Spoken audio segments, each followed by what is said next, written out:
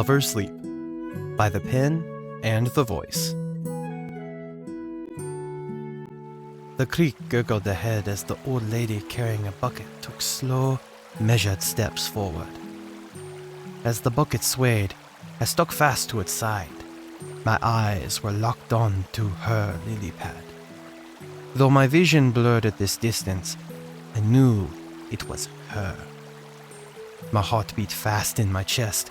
There was no denying that beautiful green, the smooth, moisturized skin, those eyes, complex as the sky.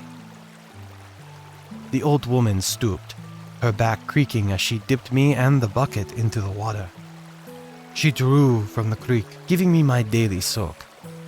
The water was perfect and cool, but as I came up, glistening, I met Abigail's beautiful eyes. She blinked at me, looking away for a moment before turning back. I couldn't help but croak. Maybe I was too bold, too boastful, but she croaked back. A friendly response, a bashful response. I could never bring myself to be direct with her, to tell her how much these moments meant to me. The lady set the bucket down and watched the waters for a while.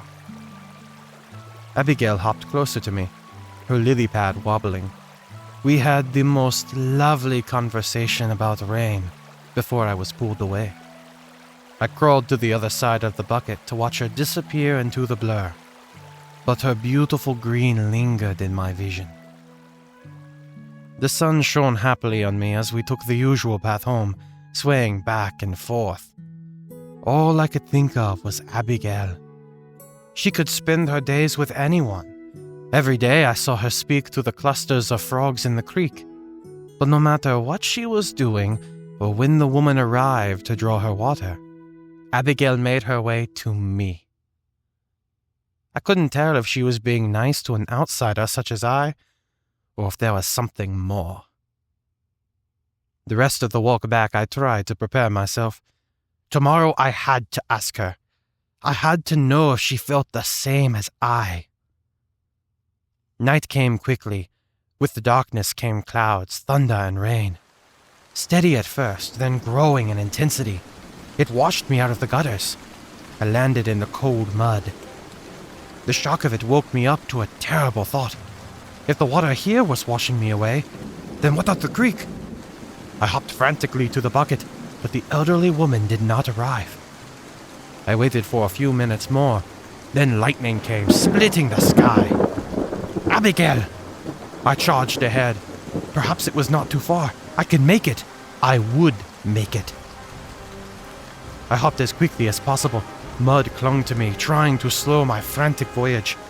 Each time I flung myself up, the wind would catch me and blow me about like a leaf.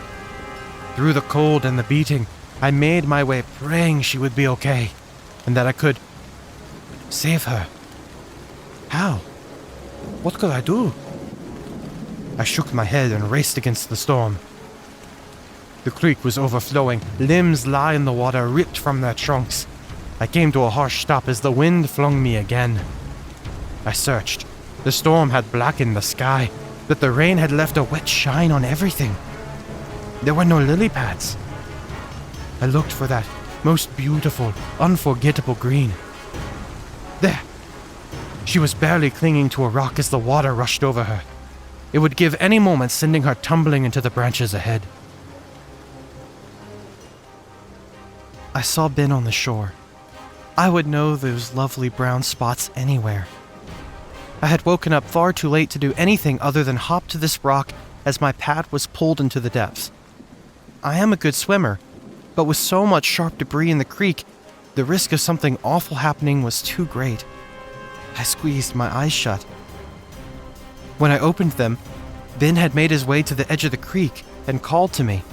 I yelled for him to leave me. That lovely dope. There was almost no way I could survive. All he could do was get washed away with me. Then, he leapt. From the shore, I saw him squat and launch himself with all his might towards me. My heart pounded and my stomach sank. No! His leap was strong, but the storm was stronger. The wind blew him sideways where he would fall to the depths. I had no time to think. I leapt with all I had, right at him. If the wind was right, then maybe. I knew I was over. But then Abigail's green shot towards me. She struck me and the wind carried us up. We clung to each other the best we could. No matter where we landed, it would be together. She was enchanting this close. If this was the end, then I would go happy in her embrace.